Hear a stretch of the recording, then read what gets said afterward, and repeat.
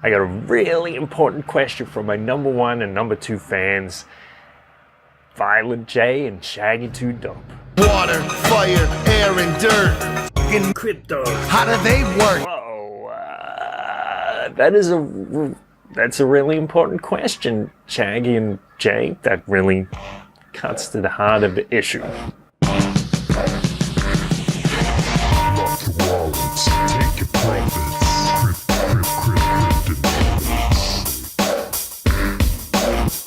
You probably heard of Bitcoin. You probably know that it's supposed to be money for the internet. You might even know that it works based on an immutable ledger that no one person can change. What you might not know is, why should you care? How is it going to affect you? How is it going to alleviate poverty or bring about prosperity? How is it going to reel in corrupt governments and reform banks that have just been taking too much of your money for too long?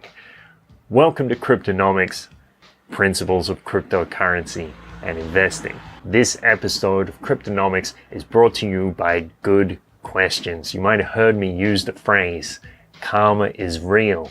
Karma starts in your mind, and it starts with good questions. There are many people in this world who have turned their life around, improved their quality of life just by having the courage and persistence to ask good questions. And I'll give you one for free. It goes like this. What do I have to be grateful for right now? And of course, I'm grateful for all of my listeners, so thanks for tuning in, and thanks for sharing this with your friends so they can enjoy the experience as well.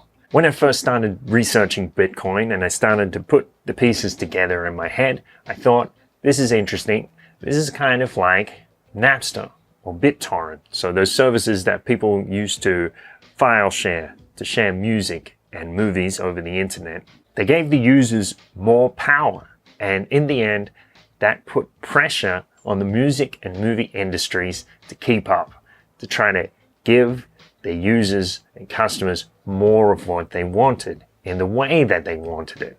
And I thought Bitcoin has some of these qualities, so maybe it will do the same thing to central banks, commercial banks, and states. But back then, I couldn't really see that far ahead.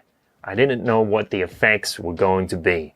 Now they're all starting to come into focus slowly. So let's start with the big one. How can crypto end war?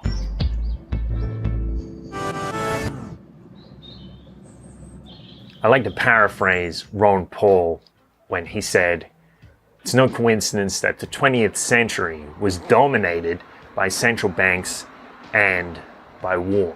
In the councils of government, we must guard against the acquisition of unwarranted influence, whether sought or unsought, by the military-industrial complex. In the old days, before the system of modern central banks, wars tend to be short, maybe just 2 or 3 years long. What happened was, in order to pay for the war, the governments had to keep hiking up the taxes. And eventually they either ran out of money or the people said, no mas, enough. We can't just have you keep taking our money to pay to fight some stranger I've never met. Why don't we go to war? People say, I'm not sure about that. They say, well, that'll be $75,000 per household. Please and thank you very much. How many warmongers would be left? Really? 75,000? No, that's okay. Blessed are the peacemakers. With the modern system of central banking, central banks and states can just keep borrowing and printing money. And regular people aren't going to know that that's the reason that their money is worth less every year and the economy is failing. Bitcoin is intrinsically limited. The government can't print a Bitcoin.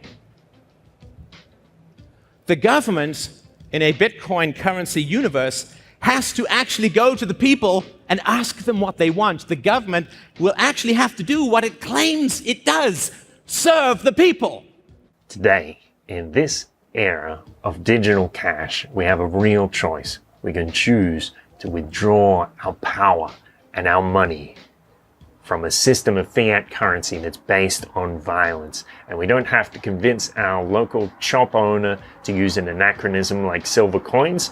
All we need to do is convince them to use electronic cash. And that's probably going to happen just as soon as cryptocurrency can develop a user experience which is on par with PayPal. Now we have this modern system of central banking where the central banks lend the money and the state treasuries print the money. And that's one key reason why your dollars, pounds, and bolivares don't buy as much as they did last year. So it's supply and demand. It's similar to if you had a whole bunch of bananas and you just loaded them onto the market all at once. The price of an individual banana would go right down. Similarly, the Fed floods the market with a bunch of dollars and the price of a dollar goes down. What this means is saving is for suckers. There's little reason to save when you know that next year your dollars are going to be worth less than they are now. And that means people are encouraged to spend money on things that they don't really need or invest in things that they don't really understand. When you have sound money with a transparent, limited supply, money that's chosen by the people rather than being imposed by the state, it tends to be worth more over time. It has more purchasing power because increase in efficiency is reflected in that currency. So when crypto reaches mass adoption, it's going to be a lot more meaningful to save your money. Saving is going to be trendy. Saving is going to be cool. In countries where people don't have a lot of disposable income, if they can save even 0.5% of their paycheck, in the long term, that's going to make a huge difference. Crypto ends poverty. Crypto builds prosperity. Let's talk about that.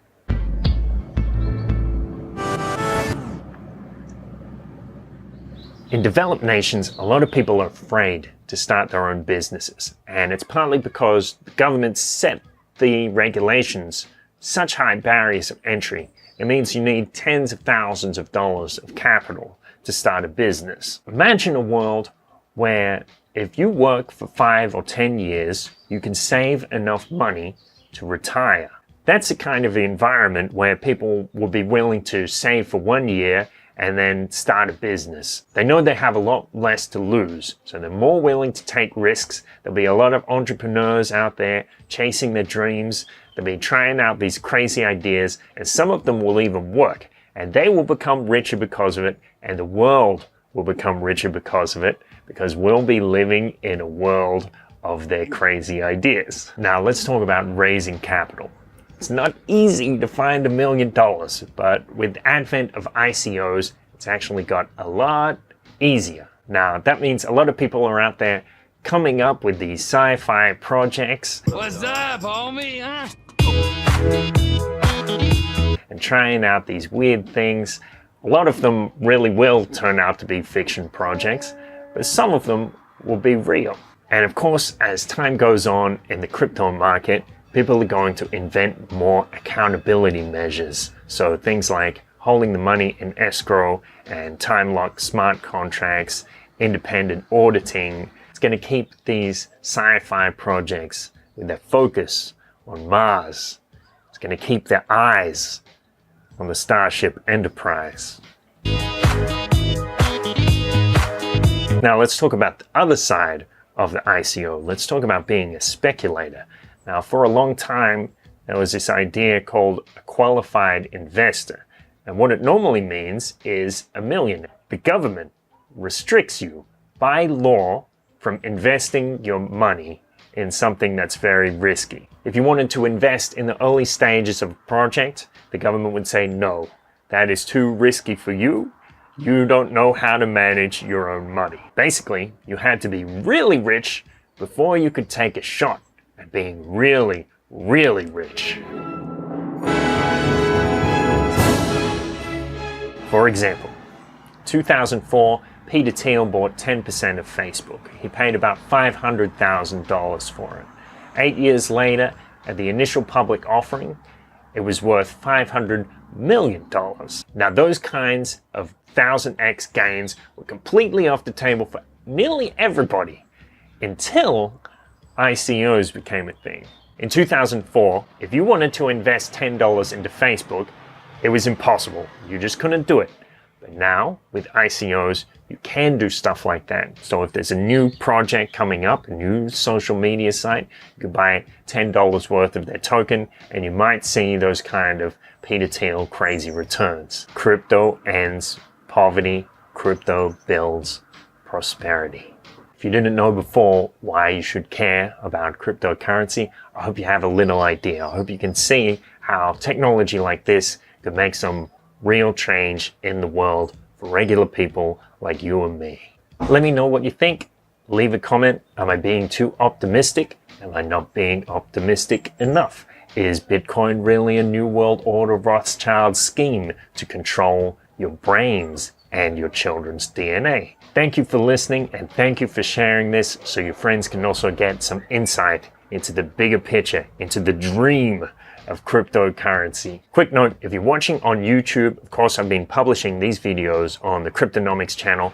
Starting with the next video, I'm going to be publishing these on my old channel, The Paradise Paradox, because it turned out it was harder than I thought to build that first 1,000 subscriber audience. So I'm going to go back to the Paradise Paradox and try to leverage the subscribers that I have on there. I hope you come with me. Thank you for listening. Thanks for coming along for the ride. Remember, stay grateful.